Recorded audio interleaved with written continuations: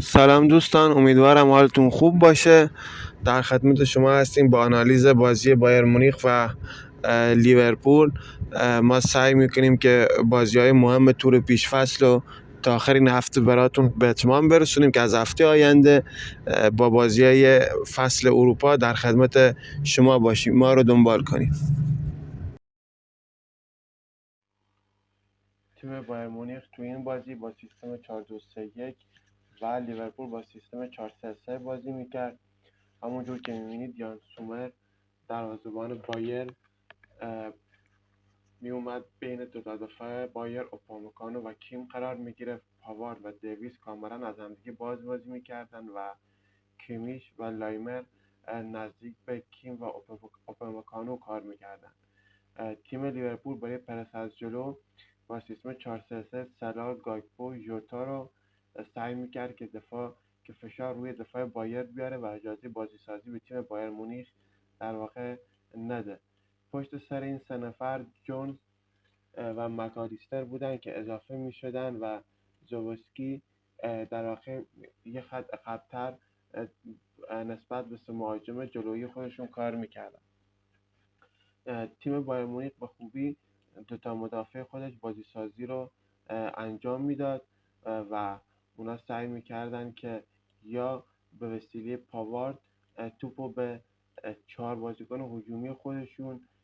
سانه، موسیالا، گنبری و تل برسونن و به سرعت اونو به خط دروازه در خط حمله خودشون نزدیک کنن و بتونن موقعیتی روی دروازه لیورپول ایجاد کنن. یا سعی میکردن با رسوندن توپ به کیمیش در واقع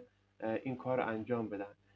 بیشتر سعی میکردن که به وسیله کیمیش این انتقال رو بدن. کیمیشی که خیلی خوب میومد و توپگیری میکرد از مدافع خودش و از فضای خالی که در این قسمت به وجود اومد توپو راحت میفرستاد برای پاوارد و اونا هم به خط حمله خودشون در واقع اضافه میکردن. تیم بایر مونیخ سعی داشت که بیشتر از کناره ها با استفاده از سانه بتونه که و همچنین گنبری در دو سمت خودش بتونه که از کناره ها حمله رو تدارک ببینه و تو حمله تل، گنبری، موسیالا و در ادامه کیمیش اضافه می شدن و سعی می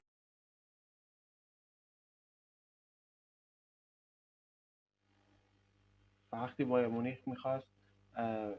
در واقع با بازی سازی که از عقب زمین انجام میداد به نوعی توپو تا میونه زمین که می آوردن در بعضی از دقایق لیورپول برای که اسیر هنرنمایی گنبری و یا سانه نشه همون سیستم 4-3-3 رو سعی میکردن تو نیمه زمین خودشون به هم نزدیکتر در واقع دنبال کنن و بایر مونیخ که 4 تا دفاع خودش رو بالا می آورد و دوتا مدافع کناری که به خوبی باز می شدن ولی کیمیش و لایمر به شدت با فاصله کم با اوپامکانو و کیم کار میکردن. اما از اونجایی که تیم لیورپول به خوبی تونسته بود که در واقع فضاها رو ببنده و عمق زمین رو ببنده، بایر مونیخ سعی میکرد که توپ رو به کناره ها ببره و از کناره ها با نزدیک شدن کیمیش به دیویس و همچنین گنبری بتونن که از کناره ها روی دروازه لیورپول خلق موقعیت کنند. در واقع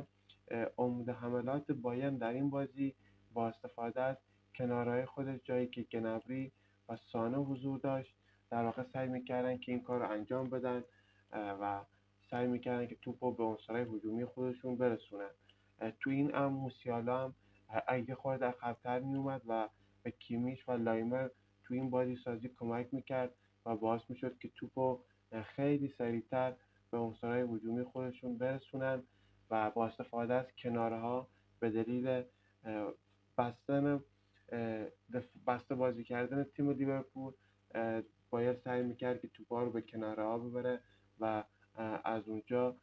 بتونه موقعیتی رو روی دروازه لیورپول ایجاد کنه.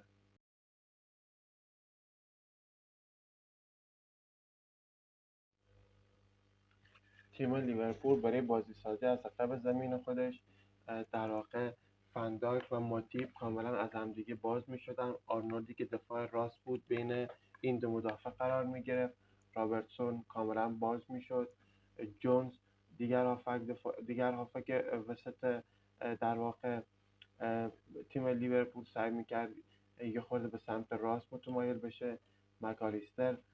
در میانی میدان و زوباسلای در قسمت دیگه از هافک وسط متمایل به سمت چپ حضور داشت و سانسور هجومی تیم لیورپول که سعی میکردن با عقب اومدن و توپگیری توپو به سرعت به خط حمله ببرن و با هماهنگی که با هم دیگه بین ژوتا، گاکپو و سلا بود در واقع سعی میکردن که از عمق و یا از کنارها با توجه به هماهنگی که بین این سه نفر سعی میکردن که حمله رو روی دروازه بایر تدارک ببینن. اما بایر مونیخ به وسیله تل، موسیالا،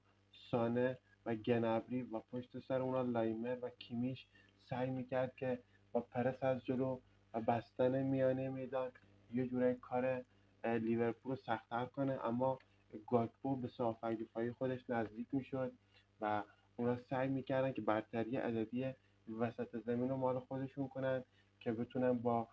دادن پاس تو در و هافبک‌های خودشون رو صاحب توپ کنن. بعد که این اتفاق می‌افتاد به سرعت مهاجم لیورپول در واقع جلوتر می اومدن و مکالیستر و یا سایر بازیکنان لیورپول سعی می‌کردن که سریع توپو به خط حمله خودشون برسونن تا در واقع بتونن روی دروازه بایر مونیخ ایجاد موقعیت کنن.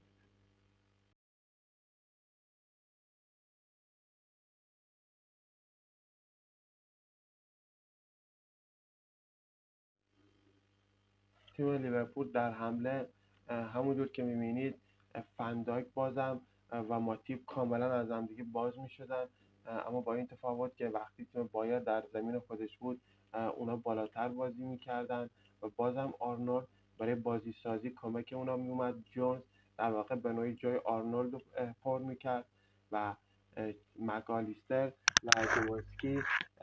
سعی می‌کردن رو دست در واقع آرنولد بازی کنن، دست چپ و راست آرنولد بازی کنن. رابرتسونی که کامل باز میشد، ژوتایی که به سمت چپ متمایل میشد، گایکپوی که به ژوتا نزدیک میشد و سلایی که سعی میکرد توی این قسمت اوپامکانو و دویدسو در واقع به نوعی درگیر خودش کنه. همونجور که میبینید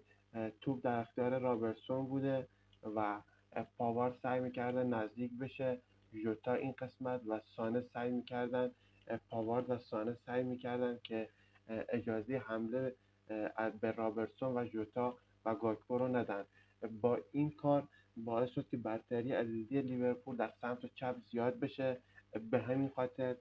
کیم یه خط جلوتر میومد، سعی میکرد این فضا رو پوشش بده و این فضا کامل خالی شد و مکالیستری که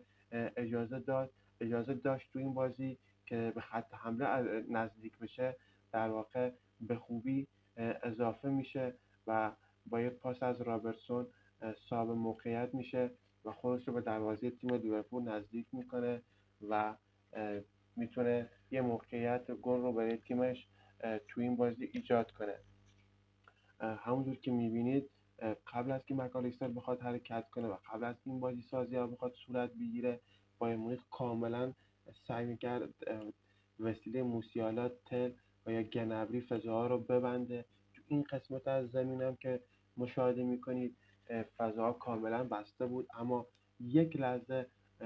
تو فوتبال مدرن امروز کافی که شما غفلت کنید و جریمه بشید و مکالیستر با هوش خودش و رابرتسون با یه پاس عالی تونستن از این غفلت به وجود اومده یه فضای خالی رو ایجاد کنن. در واقع ژوتا و گاکپویی که کناره ها اومدن و مجبور کردن یه خورده نظم دفاعی تیم بایر رو به هم بزنن و تونستن که این فضای خالی رو برای خودشون برای ایجاد موقعیت روی دروازه بایر مونیخ در واقع ایجاد کنن و موقعیتی رو خلق کنن.